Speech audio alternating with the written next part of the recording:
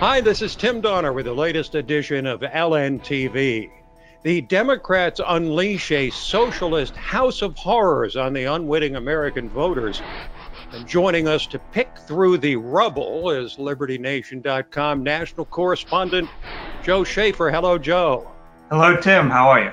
I'm good, thanks. So we expected self-immolation from the Democrats in the first two debates in Miami this week. But tell me, was what we saw, what we witnessed, worse than you expected, better than you expected, or about the same as you expected?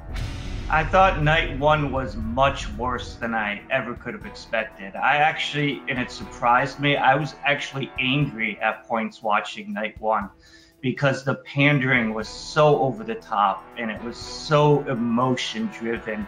And it was just everything that's bad about the Democrats when they get into that mode. Night two was a little better. It was more entertaining. It was better television. But overall, it was about what I expected. And what I expected was that the flaws of this party would be exposed on a national level. And I think that's exactly what we saw over those two nights.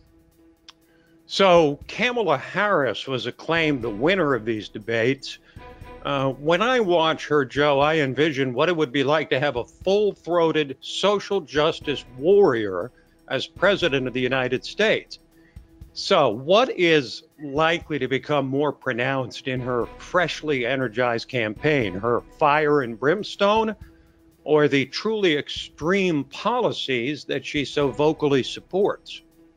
Yeah, I'm so glad you asked me this question. I'm so glad you asked it that way, because watching her last night is the same thing I always feel like when I'm watching her, is that she has these authoritarian tendencies that are just not going to play in the Midwest. How is she gonna clear these Trump red states with her attitude? When she attacked Biden and she made some good points, she scored some points on him, but when she declares, "I don't believe you're a racist," to the former vice president of the United States. That must have been a relief for Joe Biden. Exactly. It's like, so he's not going to be executed. They're not going to take him out.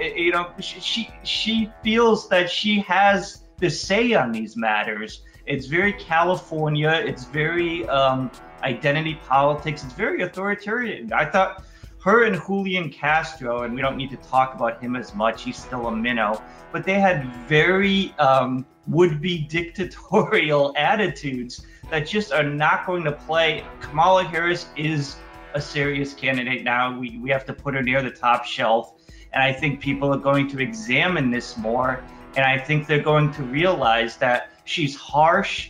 She's not sweet. Even when she brought into her emotions in a little bit, it wasn't hysterical, but didn't it feel off key? It just didn't feel right. And I don't know. I just feel like she just wants to tell everybody what to do. That's just the vibe I get from her, and I think that's the vibe most voters are going to get from her. Well, I think that vibe was on clear display in Miami on Thursday night. I mean, it was unmistakable. So Kamala is on the rise, but how about the other front runners? Joe Biden, Bernie Sanders, and Pocahontas Elizabeth Warren. How did they acquit themselves, do you think? I think Bernie and Warren did fine because they just got through this first round. You want to get rid of all these guppies, and I think we can get rid of about 14 of them right now, to tell you the truth. We could have a 6-person field tomorrow, and it would be just fine. So I don't think Warren and Bernie were damaged at all. I think Warren kind of got lost in that just fiasco of her first night, but I don't think anyone's going to remember, so it's not going to hurt her. I think Biden was hurt. I think Biden is such a terrible candidate. I don't think the DNC wants him. I think the grassroots wants him, and he's being set up almost as a piñata. I mean, it was good for Harris to take her shots at him like that, but she just exposed his obvious flaws. He's a dinosaur. He actually got engaged in a debate about busing from 1974, and it's like, you're not going to win that argument. And nothing you can say is going to win you that argument. It's going to make you look like a career politician, and people say, how long has this guy been around? And well, that's how long he's been around. So his instincts seem terrible for a guy who's been in the game for so long. And I think it's just going to go. He's not going anywhere, obviously, but his flaws are just going to be more and more evident as this process goes on.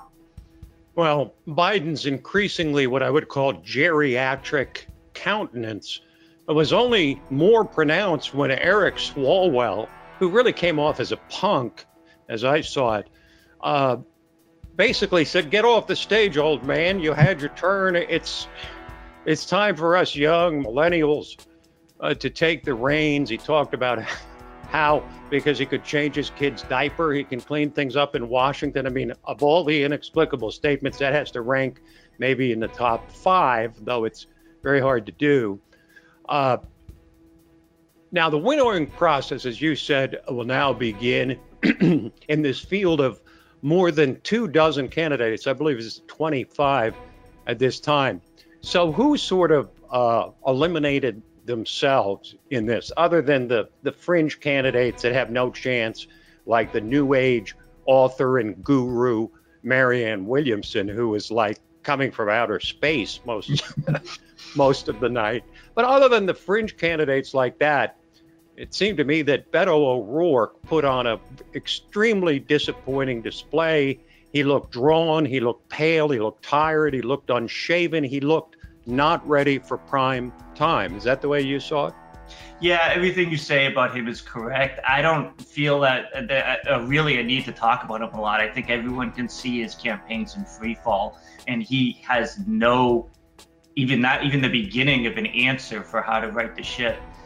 Yeah, I think he's done. I think he could get rid of 8 of the candidates from night 1. The only reason I say Tulsi Gabbard can move on is because she scored some points. I don't think she necessarily changed the trajectory of her campaign, but she did what she had to do to stay in the race. So her and Elizabeth Warren, I think, were fine.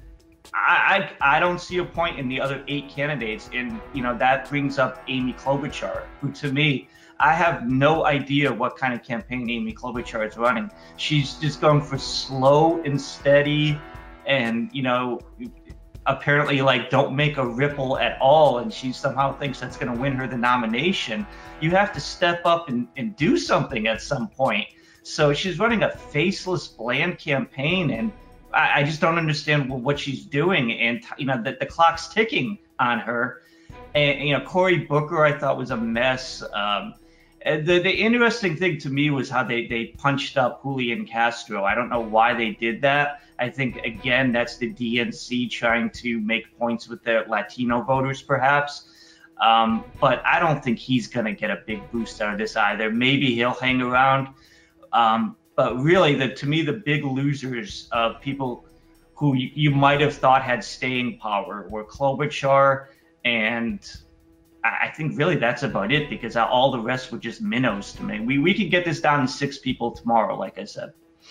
Okay, thank you, Joe. Thank you. And I'm sure this will hardly be the last time that we discuss the Democrats as they prepare for an almost endless series of debates over the next, 10 months or so before they decide their nominee and send him out to the wolves to face Donald Trump head to head.